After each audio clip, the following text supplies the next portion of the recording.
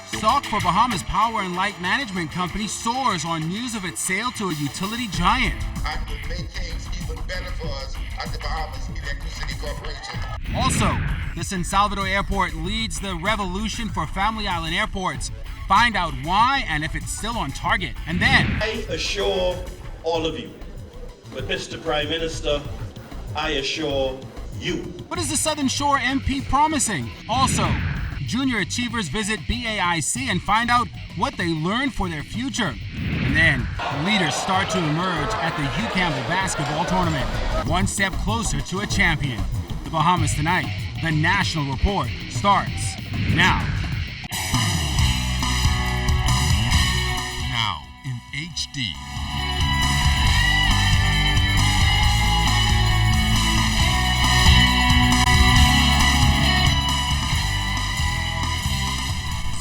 Network presents The Bahamas Tonight.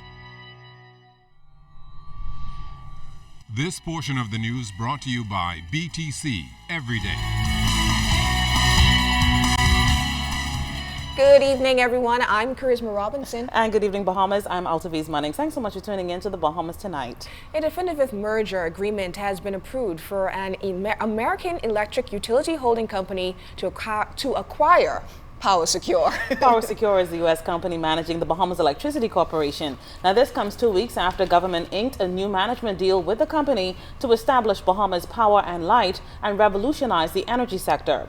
Online news reports say that Southern Company, an investor-owned electric utility based in Atlanta, Georgia, would pay $431 million to buy PowerSecure International, calling it the most successful distributed energy company in the United States. As a result, PowerSecure will become a wholly owned subsidiary of Southern Company. Now, this move is also expected to position the company to accelerate the ongoing expansion of energy product offerings, all intended to provide customers greater control of their energy use through reliability and efficiency. In a management services agreement with the Bahamian government, PowerSecure is expected to create a business plan for BPL, which outlines cost reduction and reliability targets, along with renewable energy and customer service initiatives for New Providence and the Family Islands. In a press release issued late this evening by BPL, executives say the acquisition will not impact the local agreement signed this month. They say it's important to note that since PowerSecure is a publicly traded company, the potential acquisition discussions were required to be completely confidential. No one, including the government of the Bahamas, was aware of the potential acquisition until the agreement was announced on Wednesday afternoon, at which time BPL officials were immediately notified personally by PowerSecure executives. They also say the deal is expected to be completed by the end of June, subject to standard regulatory approvals.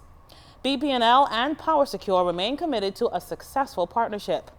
Now, last evening, during the Progressive Liberal Party's Southern Shores constituency branch meeting, PLP National Chairman Bradley Roberts talked about the move. PowerSecure has been sold, and it has been sold to a giant of a company and will make things even better for us at the Bahamas Electricity Corporation, transforming it into an efficient and profitable corporation. And thank God we have introduced a sensible energy policy. Now, that announcement came at a Southern Shores branch meeting, which quickly turned into a mini rally at the Garventine's primary school. And scores turned out to throw their support behind their party and, by extension, Southern Shores Member of Parliament, the Honorable Kenred Dorset. Speakers included Party Leader, the Right Honorable Perry Christie, Prime Minister, and a number of cabinet ministers, as well as the National Chairman. Our Jimenita Swain was also there. The regularly scheduled branch meeting of the Progressive Liberal Party's Southern Shores constituency Thursday night transformed into a mini rally with supporters cheering their party on. The message of the night was that all hands needed to be on deck to ensure the governing party secures a victory in the 2017 general election. National Chairman Bradley Roberts, while touting the successes of Southern Shores Member of Parliament and his environment ministerial portfolio, told branch members that Kenred Dorset needs their support. Ladies and gentlemen, it is precisely because of your timeless efforts and untiring force that some gang, scrap gang, Frankie Campbell, will be one of the first F&M standard bearers to go down in flames. And I so predict tonight, the first name I want to hear when the results come down, I want to hear Southern Shores and Ken Red Dorset. Meantime, Southern Shores Member of Parliament Ken Red Dorset said for the last 3.5 years, he and his team have been working hard to modernize this area of New Providence. I assure all of you, but Mr. Prime Minister, I assure you that whenever the roll is called, after the next general elections, Southern Shores will be in the winning column for the Progressive Liberal Party. Party leader Prime Minister the Right Honourable Perry Christie encouraged constituents to make every effort that Southern Shores is once again represented by the Progressive Liberal Party in Parliament. You have to live up to what Ken Dorset said. All hands are on deck. And we are working together towards this common goal. This is no time now for us to be weak in our efforts. Referring to Thursday's general election results in Jamaica, Prime Minister Christie is confident his party will govern the affairs of the Bahamas in 2017. Sometimes opposition parties look at changes and say, boy, they change and we can change too. Well, this is what I come to tell you all. Not here.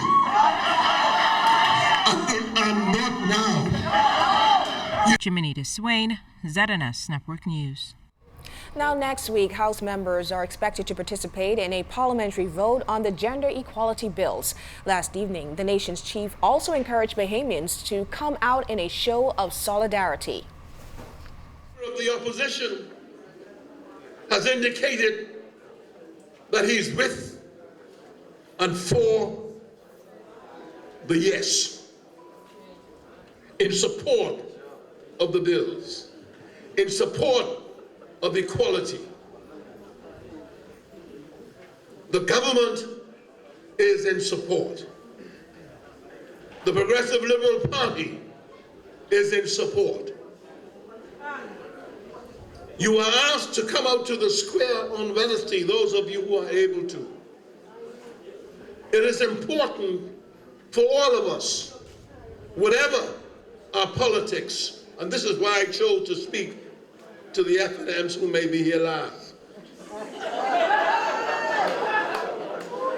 I want you all to see me as a leader who is saying that we must be together on this issue.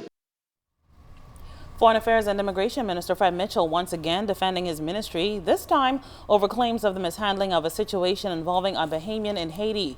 An article in a local daily Thursday suggested that the Ministry of Foreign Affairs did not fulfill its mandate in representing the interest of Bahamians locked up abroad. It also suggested that the family of an incarcerated pilot who unfortunately died while in prison paid monies for legal fees and bribes requested of them.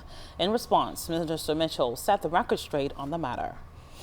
Ministry of Foreign Affairs, the Minister of Foreign Affairs, and the officials that I've spoken to tonight know nothing of paying any money for bribes in Haiti for the family of anyone, not let alone this particular individual.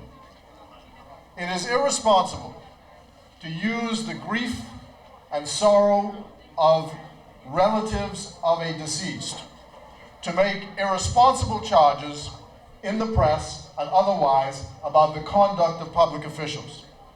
And there is no evidence to suggest anywhere that what happened in the Ministry of Foreign Affairs was nothing more than what we normally do for all citizens of the Bahamas who may be stranded overseas.